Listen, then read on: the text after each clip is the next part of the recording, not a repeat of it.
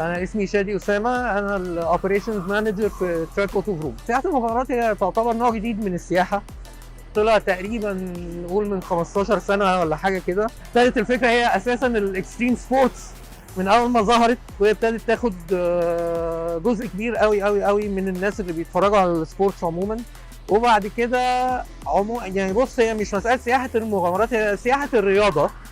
ابتدوا برضو الناس اللي مهتمه بالحاجات دي يبتدوا يشغلوا السياحه مع الرياضه مع بعض، اللي هو احنا عندنا مثلا سباق عربيات، سباق عجل، حاجات هي معظمها شغاله في الاكستريم سبورتس. يعني بيبتدي يعمل زي اللي بنقول عليه افواج سياحيه عشان تروح البلد دي تلعب اللعبه دي هناك، او يعملوا بطوله، او يعملوا بطوله في كذا بلد ويروحوا يتفرجوا عليها. فبالتالي انت بيجي معاك الجمهور بتاعك، وبيجي معاك الفانز بتوعك، وبيجي معاك الناس اللي مهتمه بالرياضه دي عشان يجوا يتفرجوا عليها. من هنا اتخلقت الفكره. احنا هنا فتحنا سنه 2015، كان تاني تراك دولي يتفتح في مصر، واول تراك دولي يتفتح في القاهره.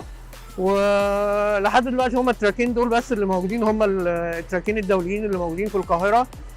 ابتدى عموما علشان ينشط الموضوع بتاع العربيات شويه، لان احنا في الفتره دي كانت التراكات ابتدت تقل شويه، اكشلي تقل جامد. احنا سنه 2001 و2002 كان عندنا تقريبا 7 تراكات كارتينج. وصلنا ل 2015 دي ما كانش عندنا غير تراكين او 3، واحد منهم ما بيشتغلش قوي، واثنين هم اللي شغالين فقط. الاثنين واحد في شرم الشيخ وواحد في الجونه. فكان لازم يبقى في حاجه زي دي في القاهره.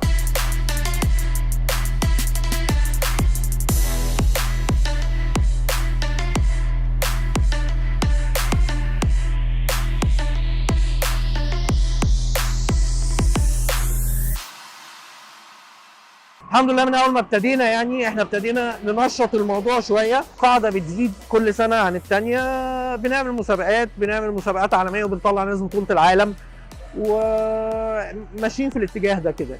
بس بيبقى عندك شويه حاجات زياده، اسمها ان انت بتبقى محتاج ترخيص مخصوص للارض عشان تعمل عليه نشاط زي ده. بتبقى محتاج شويه تصاريح علشان انت بتعمل حاجه محتاجه سيفتي.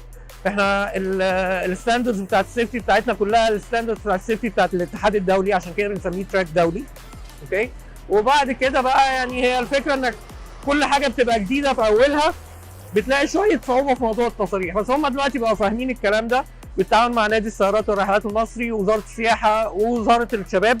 بقى الموضوع بيبقى اسهل بكتير. اول 10 سنين في عربيات مخصوصه للاطفال الصغيرين، اول 10 سنين بييجوا يركبوا العربيات الصغيره، سرعتها بتبقى اقل من العربيات الكبيره لحد ما بيتعودوا وبيفهموا يعني ايه سواقه، يسوقوا ازاي بطريقه تنافسيه، بياخدوا كورسات. وبعد كده لما بيطولوا شويه بقى وسنهم بيكبر شويه، لان الكارتنج بيتقسم بالسن، الفئات بتبقى فئات عمريه. اوكي. فلما سنه بيكبر شويه وبالتالي هو بيطول شويه، بيقدر يركب العربيه اللي اكبر. ولو هو في بوتنشال وفي استعداد بقى بيبتدي يشتري العربيه مخصوصه بتاعته، عربيه سباق، بتبقى عربيه مخصوصه للسباق، وبيبتدي يخش بيها سباقات. يعني العربيات اللي بنسوقها احنا قوتها بتبقى 9 حصان. العربيات البروفيشنال دي قوتها بتبقى 30 حصان و35 حصان. اوكي. المواتير مختلفه تماما. المواتير دي معموله عشان تعمر كتير، ان انت بتبقى شغال بالمواتير طول النهار وكل يوم. المواتير الثانيه مواتير سباق، فانت تقريبا بتعمل بيها 20 ساعه وبعد كده لازم تعمر الموتور. العربيه مختلفه، وزنها اخف، الشاسيه مختلف. الحمايات اللي موجوده في العربيات اللي احنا بنشوفها دي مش موجوده في العربيات الثانيه، لانها عربيات بتاعت محترفين. فبالتالي الموضوع بيبقى اسرع بكتير، محتاج حد اوريدي خلاص بقى متمرس في اللعبه، وبيبقى اخطر بقى طبعا شويه لان السرعات بتبقى اعلى بكتير. ريسكو، متعتك في اكتشاف مغامرتك.